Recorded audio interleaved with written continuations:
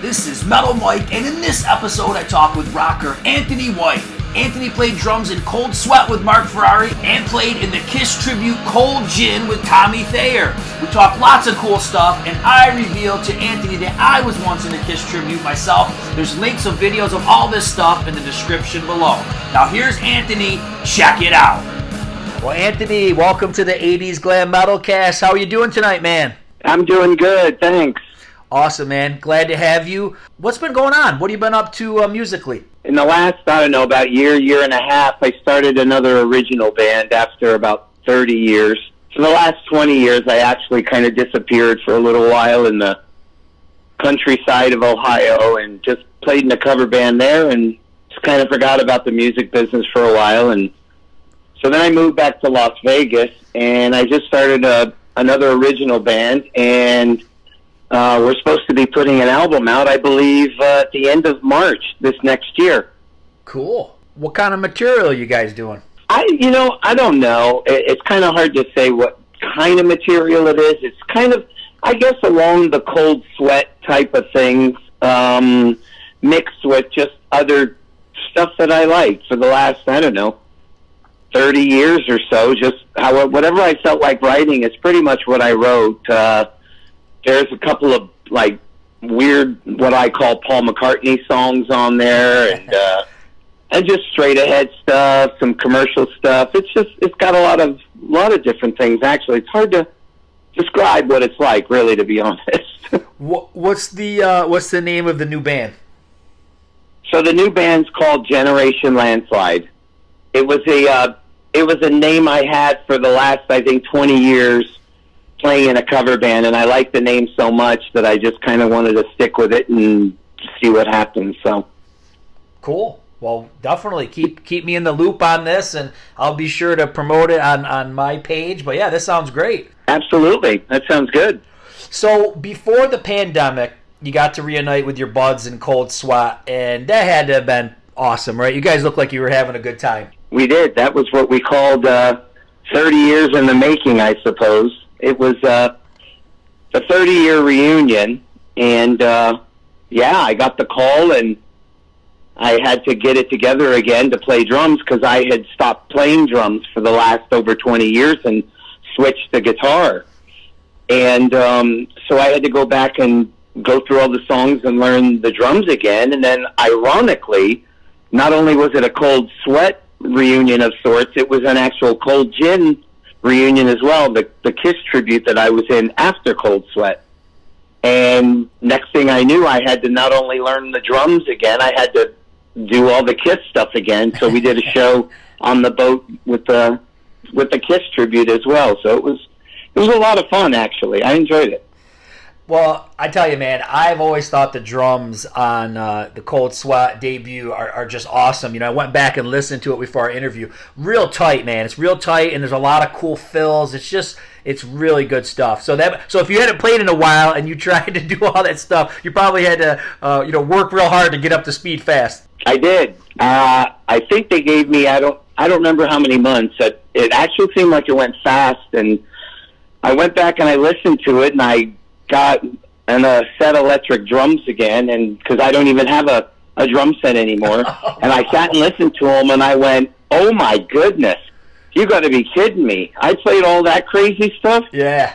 So I had to turn around and just get frustrated again and try to, go back through it. And yeah, I didn't realize it at the time. I was just playing what I thought the songs needed, back then. And years later, come to find out, it was a little more tougher than I had remembered. So.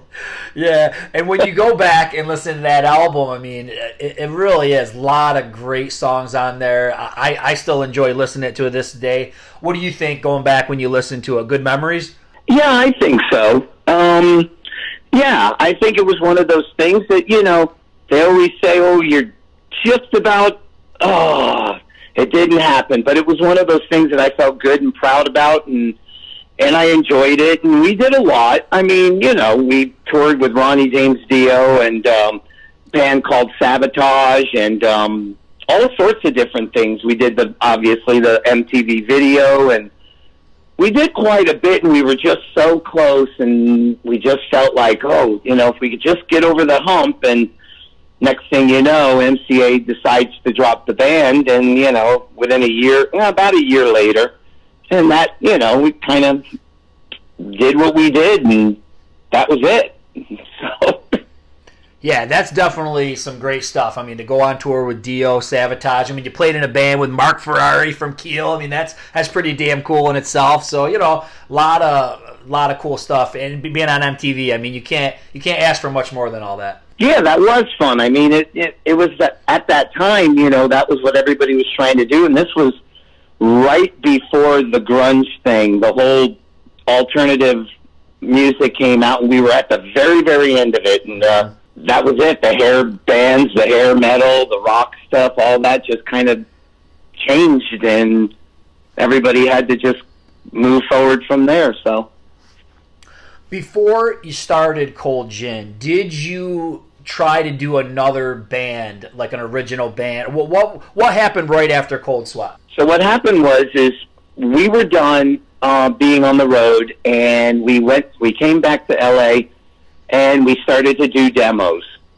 And so we did the first set of demos we did with Marc Ferrari, and it was all the five of us, and we thought they sounded good, and started to shop things and stuff. We had, obviously, I don't know if anybody knew, but we had Wendy Dio, which was Ronnie Dio's ex-wife. She was the manager of the band, so she said, go record some more songs, and we did, and she started shopping them around, and it just, something changed. I don't know exactly what it was, but something changed, and the next thing we knew, there was kind of like four of us, and I know it sounds horrible to say, but it was like the four of us against one, and the one was Marc Ferrari, and at the time we just didn't know what to do, so we thought, well, we got to continue, so we had to kind of ask him to leave the band, and I think he kind of wanted to at the same time as well, and so what we did was we thought, well, we won't keep the name just because that's part of it. So we changed the name to Sweat and Bullets, which at the end of the day we thought was a bad idea. You said that there was a split between you guys and Marc Ferrari. What was the problem? Was it a direction of the band, or what was causing this rift?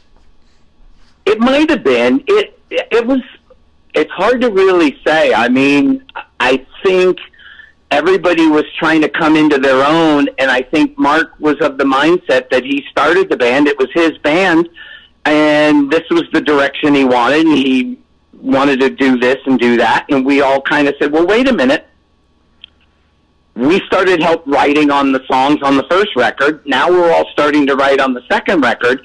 Let's try this, let's try that, and I think it just got to the point where I really can't even pinpoint what it was. It just happened to where he felt like it was time for him to go, and we thought, well, I think it's time for him to leave, and we just looked at each other and just went, okay, well, I guess we're going to carry on, and next thing you know, we thought, well, we better not keep the name, so we changed the name, and we got another guitar player who was playing out in L.A., and we just went forward for, I think, I don't know how long it was, maybe a half a year or so.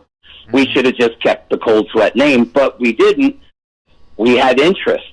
The problem was, at this point in time, there were a couple of combination of things that happened. If you remember, there was the reunion with Black Sabbath with Ronnie, and that was, I think, 91 or somewhere right around there. Yep. And so that was happening and going on, and she spent, meaning Wendy, spent a lot of time doing that, so the five of us were kind of left, to our own device, and we started just to squabble amongst each other, and the next thing you know, a small label wasn't good enough, and we want a big label, and some of us didn't want a big label, and we, one thing led to another, and I remember sitting there looking at Chris McClernand, who was the bass player, and saying, what are we going to do? We need to go. And so we looked at each other, and we thought about leaving.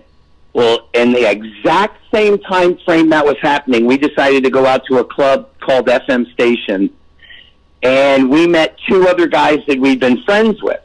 So the other two guys were Jamie St. James and Tommy Thayer from Black and Blue.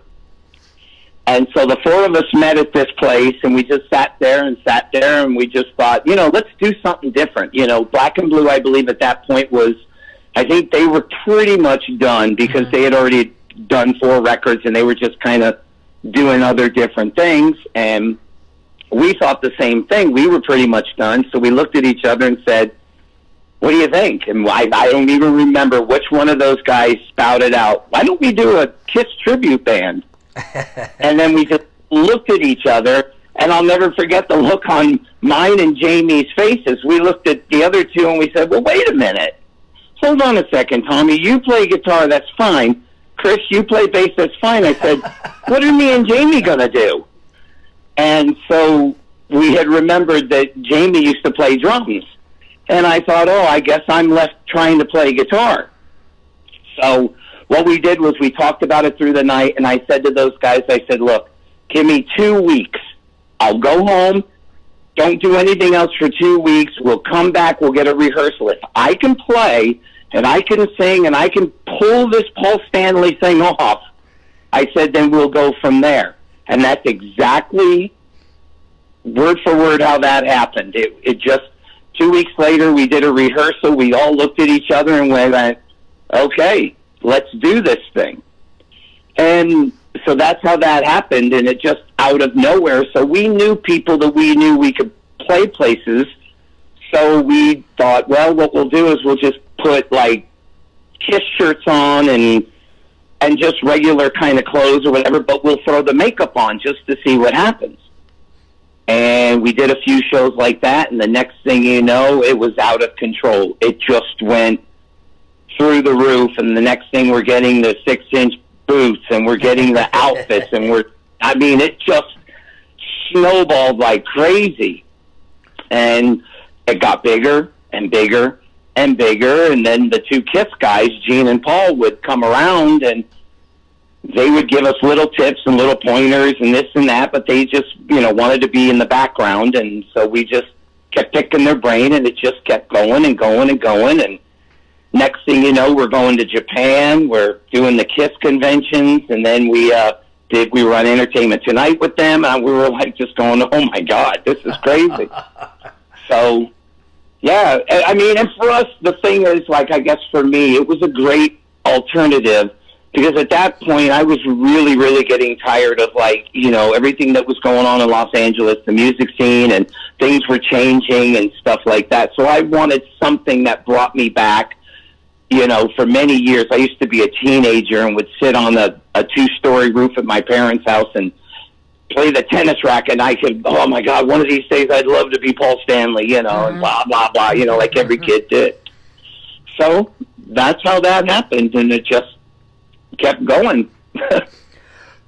So it had to be crazy because, like I said, you're behind the kit, in cold sweat, and you're touring and doing all that stuff, and now all of a sudden you're the front man. I mean, when you first got doing it, was it weird? Did it feel natural? What was going on in your mind at that point? It was totally strange. It was so weird and strange. I kept thinking, I don't know if I can do this. I don't know. I don't feel comfortable. This is just really strange and weird, because I was used to just doing whatever it was I did in the back. In whatever way I did it, I was used to that, and I was comfortable. And now I had to be this front guy and act like this amazing, iconic guy that, so I thought, well, I watched as much video footage and photos and everything under the sun, and I thought, well, if I'm going to do this, I'm going to do this 150%, and I just set out to do it, and I did. And luckily everybody liked it, and it just, it just went from there. But it was very strange at first, yeah. and I went back, and I've watched videos before, but I watched one the other night, and, really, for somebody who hasn't been playing guitar for that long, or you picked it up fast, and you sounded great. You looked a lot like them. It was definitely a killer performance. No, thank you. Yeah, I appreciate it. I don't know. I just felt if I was going to do it, I wanted to just put everything into it, because and at the time, I think after we started, I think the first 6 months, first 9 months or so like that, I started playing with some other guys, and I was going to do another original band, and the whole thought was, well, I'll just do the Kiss thing. It'll be fun. We'll get some pretty big shows, and I'll get the other band that I'm doing to open up. And that was, that would have been the transition. And that happened, but it didn't happen enough to where it was worth anything. So I just stayed doing the Kiss thing. And the next thing I know, I started getting phone calls, like, I don't know, 2-3 years or so into this, from other Kiss tributes across the country wanting to hire me and stuff. And so I said, well, you know what? I'm just going to keep going for a little while until I absolutely get 150% tired of playing Kiss music and acting like Kiss. I'll just keep doing it. And so I did. And when I was done with it, I was absolutely done with it. And I mean, everything went. I sold everything, every piece of equipment, every guitar, every piece of the outfit, the boots, the hat that I had, the Firehouse hat. People were coming out of the woodworks and wanted to buy all the different stuff, and I sold it all, and I never went back and did it again. So you can imagine how I felt. Then 30 years later, here I am saying, oh, well, Cold Gin's going to be on the boat. And I thought, well, how are we doing this? We all don't look the same anymore, and why are we doing this? Oh, they just want to hear us play, and, they just want to hear the music and this and that. And it was a little strange for me to do that. But it was still fun because people enjoyed it, because they knew that we were the original Kiss tribute band that started all that. So, So it ended up being fun. How many years did you do just Cold Gin? How long did that run go for? I think it went from 91 to 95, I believe. Oh, okay. Yeah. That was as far as it went. And, I think what made me stop was, what people don't realize is that you got to take on that whole identity, that whole persona, that whole thing, and that's not who you are. But because it becomes what it becomes, I started to lose the identity. So at the very end, I started to think, wow, I've got to stop this. This is not good, because I've got to get back, onto my life, and I'm me, I'm not him. And so that's how I ended up stopping. I just said, I got to stop, and that was it. So. Well, I got an interesting thing to say that a lot of people who probably listen to my podcast I've never talked about, but I've been thinking about this stuff a lot lately. And I was in a Kiss tribute in 1994 when I was only 18 years old. I played as Gene, and the tribute band was called Hotter Than Hell. And really? Yeah, so I only did it for about a year. But yeah, I was just a kid, and they kind of sought me out, and I was playing in local bands and whatnot, and they said, oh, we think you could pull this off. So yeah, I did the whole Kiss tribute thing for a little while too, and of course was a big Gene fan, and had a lot of fun with it. But I think I've been kind of like nostalgic about it recently. You know what I mean? That's funny. You said, were there more than one band called Hotter Than Hell at that time? I don't think so. I think this one... And the reason I ask is because that was one of the other bands. There was a band called Strutter. Yep. There was a band called Hotter Than Hell. There was a band called Alive. There was these other bands across the country. And when they found out that I was available, I had been in Strutter, I think, for, I don't even know, like so many months, almost a year, I think, maybe. But in the meantime, a band called Hotter Than Hell asked me to play with them, and I think I did about a week, maybe 2 weeks worth of shows for them, and I believe it was at that time. Yeah, I was in it so briefly, so we never played. We didn't play together. Yeah, I'm curious if that was you actually that was in the band at the time. No, I did it, like I said, in a brief stint in 94, and it was the guys that they all played in Strutter. Every one of them was in the band Strutter. And Jesus, that band was so popular, I can't believe I still hear about them, and I'm good friends with Bill Sabetta, the main guy, and I mean, still to this day, I mean, wow. I thought we'd have some fun things to talk about. Well, anyway, so yeah, I did it for a little while, and then it was weird. Then I was set with it. I didn't really want to do it to the scale they wanted to do it. And then And then it was like a flip-flop. I went with some band that was called Kiss Army, and that guy went into Hotter Than Hell. So that was probably the guy you probably played with. But yeah, it's a lot. It was all flip-flopping and all that crazy stuff. So. Right. A lot of revolving, changing members. But the thing is, the difference, I think, with the Cold Gin thing is I don't know for sure, but I think we were probably the first. And I also think that the only reason why we changed one member was because Chris had gotten offered to be in Saigon Kick. And so he said to us that, listen, I love you guys, but this is, I got to go back to our original band, and I really like them. And so we turned around and we got a guy by the name of Spiro who was really popular. And we know who Spiro is. He filled in for Gene and, so on and so forth. So we had him, and that was all that Cold Gin was just those guys, and that was it. And so we didn't revolve, a lot of different players and members and stuff like that. So did you have like a person in the band that was kind of like the freak of the band who would say like, you can't wear this with this, or you can't do this song in that costume? Was anybody in Cold who played that role in Cold Gin? We all were. And it's funny you say that, because and here's the thing. So what we decided to do is we figured, okay, let's do what we feel, and I know probably people disagree in a sense, but we thought the pinnacle of what Kiss was Alive. Okay? They came out, they tore the country apart. By the time Alive came, they were at their peak, I felt. As Destroyer, Rock and Roll Over, and Love Gun came, and through those last bits, I felt that they started to change too much, and the show got bigger and better, but I thought they changed their audience and their whole, what they originally were. Now, I know you can't stay the same forever. So what we did was, we decided, here's what we're going to do. We're going to do Alive. We're going to do that album. We're going to do everything off of those 3 records. Very rarely, unless somebody said something or it was a special occasion, a New Year's Eve or some kind of something, we did not go any further than Alive. We would do Shout It Out Loud, or we would do Detroit Rock City or God of Thunder. Those were the only 3 that would even be considered. So we kept it that way. So everything we did, we wanted to do exactly like them. So everything that happened was in that year. So when I ended up joining Strutter, I'm in the Alive costume, and everybody else is in the Love Gun costumes. Now that I can't stand.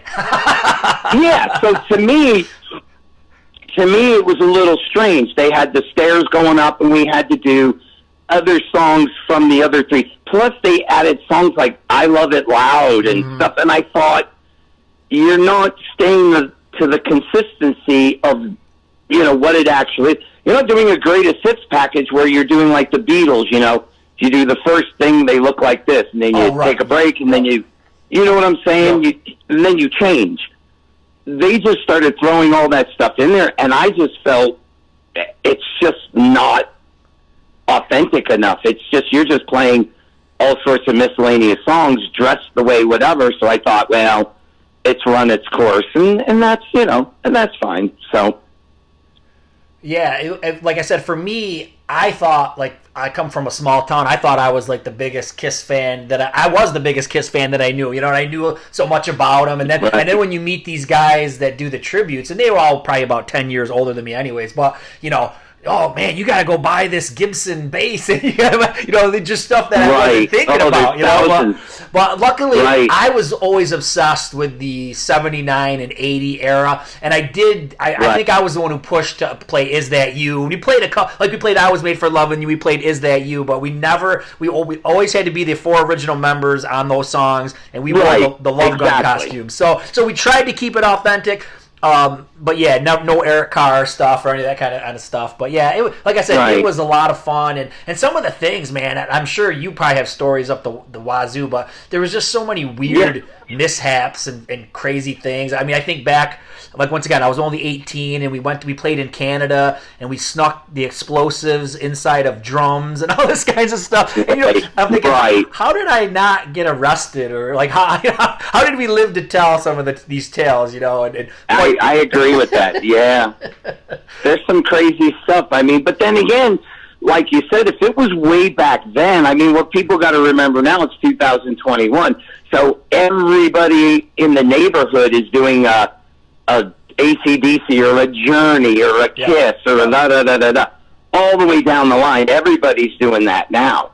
But way back then, at the very beginning of the 90s, I mean, you'd be hard-pressed to find anybody really doing it. So whatever you did was unique in its own way. So whenever you played somewhere, whether they liked it or not, or whether people got upset or not, or you blew too many bombs, or the smoke was filling up the club, it was all firsthand, and it was all part of the whole vibe of going, wow, look at this, holy crap, this is cool, and that's pretty much what it was. Now everybody they go crazy and blow everything up. It loses its oomph, is what I called it. We came out, when you heard them say the name, we had the old Kiss sign, similar to what they had on Alive, and we came running out all black and silver, and we just, that's it. An hour and a half, look out, here we go. That's it.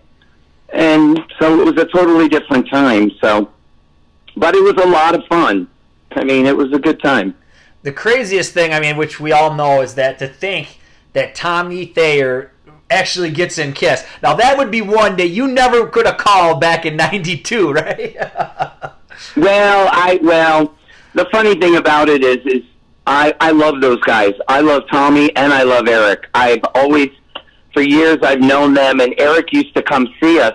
We were all friends, and when we started the Cold Gin thing, he used to sit there and egg us on, and it was great. We were all having fun. To me, I think those guys are perfect for Kiss, if you want to call it that. Me, I like the original, and I'm done with, only Ace and Peter. But I think the only thing that is really strange or weird for me is seeing Tommy and Eric in Ace and Peter's makeup. Mm-hmm. Mm-hmm.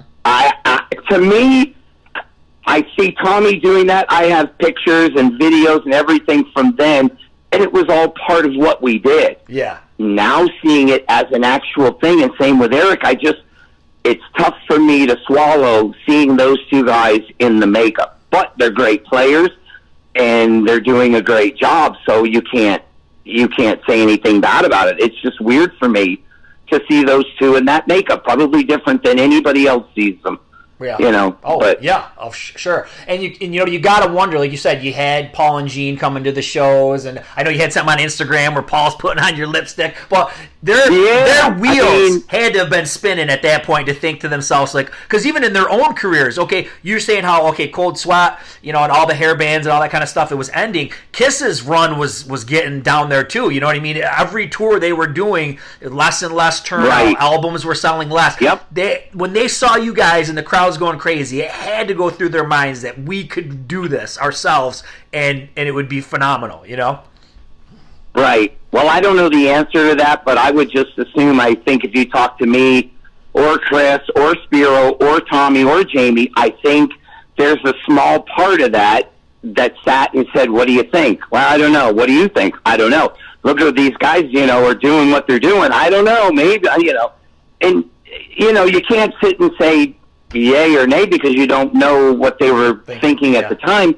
But I'd like to think, there they were. Every time we played big shows in L.A., we were in, magazines with them and this and that, and it gave them exposure to sit and go, hey, it's the 90s now. Kiss could come back. Here we go, and next thing you know, makeup gets put back on again. So, I mean, I think it was the only card they had to play, to be honest with you. Yeah, I do agree with that. Absolutely. To get back on a large scale. To get back on, like I said, they could have continued And I think you just would have seen we're playing theaters, and they could have kept that going, I'm sure. But I know even though I don't know them personally, I know how their minds work, and I know they want to be the best. They want to be the biggest, and they want to play stadiums. And the only way you're going to do that is to get the original guys back and do the makeup show. Because anything else, like you said, Grunge Kiss wasn't going to work, and the hair metal thing was over with. So I was really the only way to be big again. Well, I mean, I thought they did a great job with the conventions. That was like a small resurgence again, because people got to see all their outfits and all their history and stuff, but then they weren't ready to do the makeup thing. So we ended up doing, the funny thing is, I think 4 or 6 shows all on the West Coast, and I think originally, as much as people didn't want to hear it, I think we were going to do the whole thing, but then they looked and said, we can't do that. There's other tribute bands across the country. We've got to give other bands to just, do that kind of stuff. And so we knew that, okay, so then they come out, and then the original guys get together, they do some acoustic songs, little by little, it's working its way back up to go, okay, we got to put this makeup back on, and that's pretty much what they did. So, Anthony, when you look at your favorite, Kiss era, Kiss albums, is that what you gravitate to? Is like the Alive and Before, or what's your favorite Kiss album? Mine is 2 different ones. My actual favorite is Hotter Than Hell. I know that sounds strange for people to hear, but my favorite one is Hotter Than Hell, and then I think my second favorite is Rock and Roll Over. Mm-hmm. Yeah. I don't know what it is about those 2 particular records that I don't know. There's something about them for me that resonates with me more than any of the other ones. I mean, I loved a lot of their records, but those 2 particular ones, for some reason, I don't know what it is for me, but that's just because I think they were different. Yeah. Those 2 albums are kind of different when you think about it, so... Yeah, I'm with you. It's funny because I would say Rock and Roll Over personifies, the ultimate, classic Kiss in my book. I feel like that's classic Kiss. You want to explain to somebody what Kiss is, you give them Rock and Roll Over. But I listened to Hotter Than Hell the other day. I hadn't listened to it in a long time. And, I think you start to believe what everybody says about it. Oh, it's got the terrible production, it's this, that, and the other thing. But the songs, and I think what's cool about the songs on there, you're not burned out with them. There's not a lot of songs on there that they played a lot. So Mainline, Mainline, and All the Way, and all that kind of stuff, and Strange Ways, super cool tunes. I love those. Super cool songs. But I think that's what made that record great, though. Everybody says that it was a terrible production, but listen to just forget that you heard. Forget you heard Deuce and Cold Gin, and then you heard Room Service, and then you heard Shout It Out Loud. You heard all of those. But when you listen to the Hotter Than Hell album, the sound is so different that these 4 guys are actually busting their ass playing their instruments, meaning they're not hiding behind anything. It's just you can hear wow, what the heck is that? And it's just different to me, and I love the sound of it because it just sounds different than the rest of the records. That's just my opinion. So, but, that's what I listen to it for. I hear it from, when you hear Got to Choose all the way to Strange Ways, there's something about that record that I can never get tired of it. And I get tired of some of the others here and there because it's like, oh, okay, this and this and this and this. But, that one in Rock and Roll Over, I just don't. But that's just me. With me, I missed the makeup Kiss. I got into Kiss probably around 1986, so I missed the whole makeup thing. So for me, to go back, my favorite era, this is another one that people probably be like a head scratcher, but I love 79 to 83. I love Dynasty and Unmasked and Creatures of the Night. I'm not so big on The Elder, but those other 3, I just think they're so... as you mentioned, we were talking about Hotter Than Hell, we've got these kind of oddball songs that don't get a lot of attention. I look at some of that era as like an oddball cornball era. You know what I mean? I love the overblown costumes, and I love the metallic costumes of Creatures. Creatures is like kind of one of those, underappreciated eras, but I think it's an album that a lot of people appreciate, and I think sonically it's a really cool album, especially for Gene and Eric Carr. It's like their shining moments for me. I love what both of those guys do on that one. Yep, I agree. Well, little funny story of the whole me and Paul thing is when I got to see them the first time, it was on Creatures of the Night, and I was close enough to where when Firehouse came, he looked at me, and I could tell he looked at me, and he took the hat and he threw it to me. I caught the hat, and then the next thing I know, I got rushed over, and I thought, what the heck just happened? And this guy grabbed the hat and took off.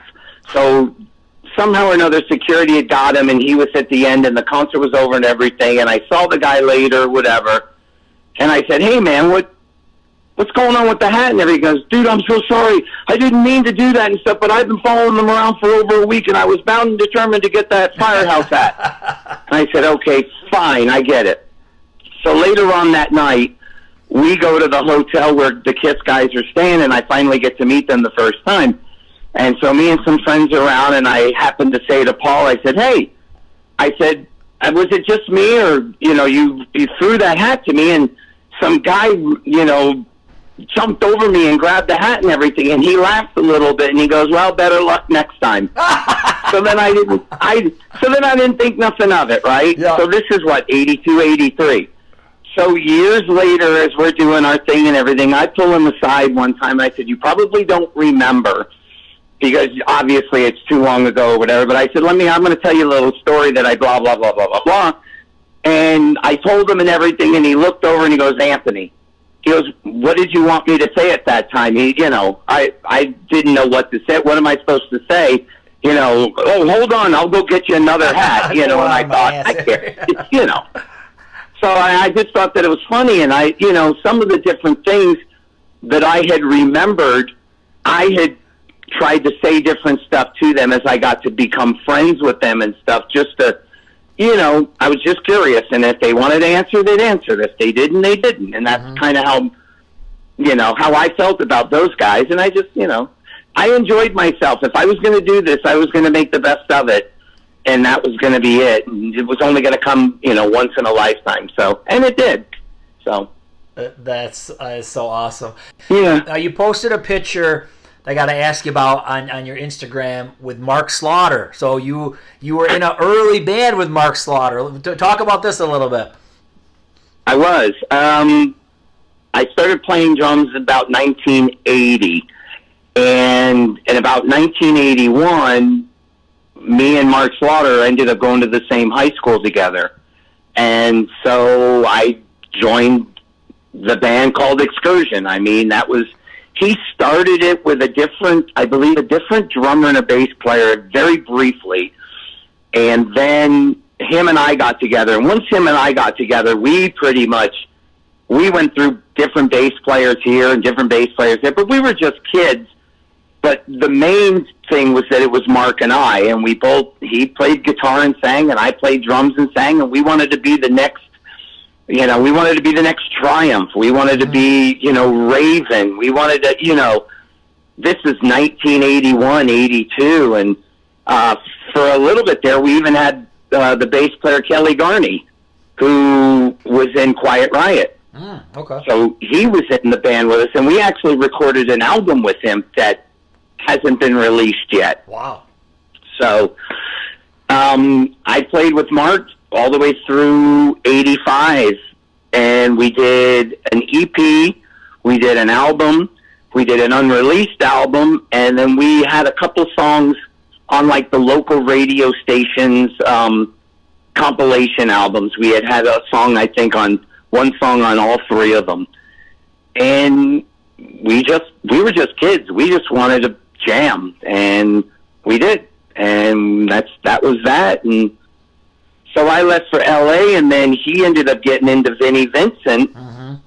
And then at the beginning of the 90s, we both hooked up again out in LA, and he was putting together Slaughter, and at the time I was in Marc Ferrari's band, Ferrari, And so that was that. And yeah, I still talk to him. I mean, we're still looking to put out this excursion material. So it's like some kind of a box set or something like that of everything that we did, and if anybody's even interested in it anyway. But who knows? I think he has a pretty big. Huh? I think there are people that be interested in that. Definitely. Yeah, there might be a few people. He's got a pretty big name, so we've been discussing it within the last year, I think, or something. That we've been approached by smaller, like, different labels and saying, hey, that excursion stuff, man, that's good metal, and we're laughing. We're like, we're just teenagers. But, and they said, oh, man, we want to put that out. And we just kind of looked and said, well, let us talk about it, and we'll figure out how we want to do it. And then the pandemic hit, and then it just kind of sat for right now, and that's where that ended up. So, and the same with the Cold Sweat thing, too. When we did the show on the boat, we ended up recording one of the shows for a live album. And we were going to put out another thing, and the pandemic hit again, and it pretty much stopped, a lot of stuff. So now, little by little, everybody's starting to get back to, living again and trying to figure out, what to do next. So that's, pretty much where that is. But there won't be a Cold Gin album. Darn! Hey, about Mark. One quick thing on Mark. All your favorite Kiss songs, all in one spot. There you go. When you played with Mark, I mean, did you have an idea that this guy was going to make it big, or what did you think as you played with him? Neither one of us did. I mean, we both we didn't think anything about it. I mean, we just were going to school, and then we graduated, and then the next 2-3 years, we just playing in Las Vegas. We just became this big, huge Las Vegas band, and everybody, to this day, I still see people I haven't seen in years and years and years, and said, oh my God, I remember those keg parties, and I remember you guys playing the clubs, and you guys are da-da. I mean, we didn't think about anything. Him and I just said, okay, we're going to do this together, and then that's it. And we just did it. And then just one day I don't even know what happened. One day we kind of outgrew each other or something, and we just said, you know what, I think we should call it quits. And we did. And that was it. I moved to Los Angeles right after that. I moved in like 85 to Los Angeles, and he stayed here for another couple more years until he got the Vinnie Vincent gig. So, yeah. Crazy. We didn't even think about it. We still laugh about it every once. We were on the boat together and, just talking about it and stuff, going, wow, this is just really strange, because we were just kids. We didn't think nothing of it. I don't know. There was no mindset to go, man, we're going to be bigger than whatever. We just wanted to play, and that was it. Trust me, I'm glad he did. If there's anybody that I would love to have seen go anywhere or become anything, was him, because we were really close for many years when we were growing up, and it was great. It was a lot of fun. I enjoyed all those years, actually. That's awesome, man. Hey, these have been great stories, man. What do you want to say to people that have been following you all these years? I don't know. That's a good question. I don't know.